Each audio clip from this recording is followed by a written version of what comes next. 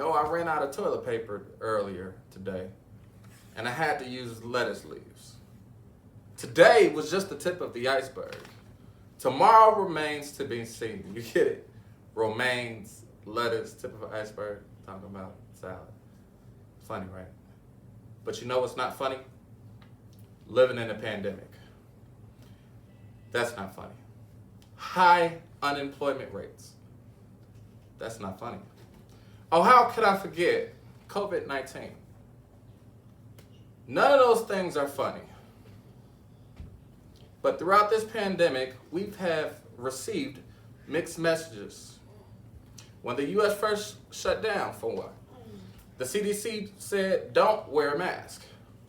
And now it's strongly suggested that you wear a mask everywhere you go, especially when you're around other people.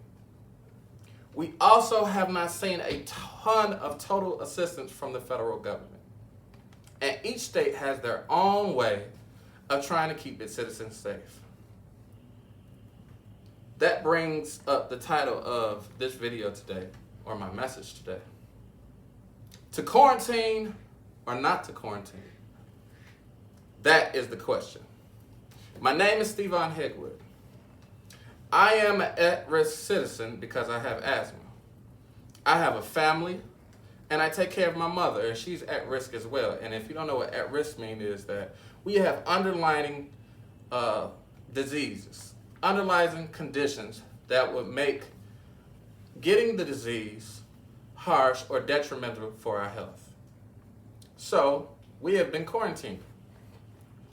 And we have been quarantining because if somebody gets this disease, it could potentially turn into a tragedy. It's beginning to look a lot like Christmas, and we are still in a pandemic. What we ought to do, or what should we do?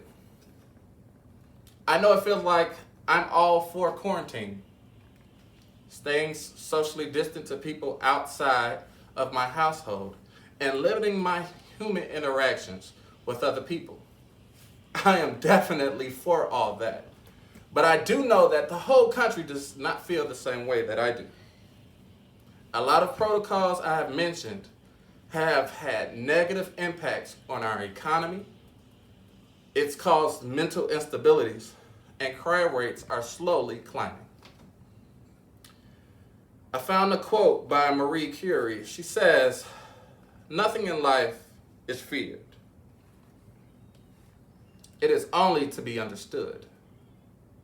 Now is the time to understand more so that we may fear less." This video will discuss the pros of quarantining. That's my point number one. Point number two is the economics of quarantining. And my third point is deciding what is good for you. Let's hop right into the first point.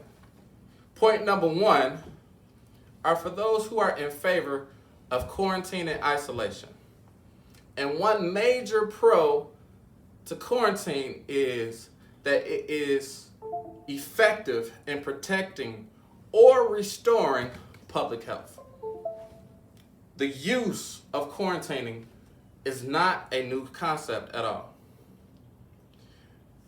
It is used to minimize infectious disease outbreaks.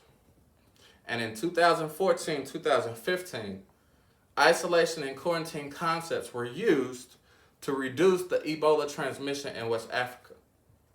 This helped keep the virus containable until a vaccine was produced. Also, for quarantine to be effective, then everybody must play their role to make sure they are taking the precautions needed to stay safe. And if they are not feeling well, they need to get tested and follow doctor's orders and quarantine. The second point is for those who are on the other side and are worried about the economy. Estimates of COVID-19 related to unemployment vary. Now, according to the U.S. Treasury Secretary Steven Mnuchin, he warned of an impending 20% without COVID-19 rescue and indicated that there would be generational economic damage. At the end of March, U.S. unemployment claims were historically the highest at well over 3 million. There are projections that job losses could total up to 47 million because of the coronavirus, and a projected 32% uptick of unemployment rates. It's a pandemic, y'all. Nothing is funny about those numbers. Leads me to my third point. What's best for you? Now, only you can answer that question. You should continue to do what's best for you and your family. You've made it thus far. First, I felt some type of way that our state and federal government were not doing a great job in enforcing quarantine and social distancing mandates. But seeing those previous numbers that I mentioned before has allowed me to see things through a different lens. That type of decision to quarantine or not should come from that specific individual and their family needs. Just because we are in a pandemic, bills have not stopped coming in. Children still have to attend school and perform well on standardized tests. And food is still not free. So, do you. And try to be safe as possible in protecting your health as well as protecting other people's health too. In conclusion, nothing in life is to be feared.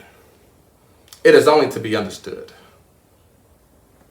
Now is the time to understand more so that we may fear less. We had discussed the benefits of quarantining, the economics of quarantining, and deciding what is good for you, which is ultimately your decision. It's beginning to look a lot like Christmas. Have a safe and Merry Christmas, and have a safe and Happy New Year. God bless you.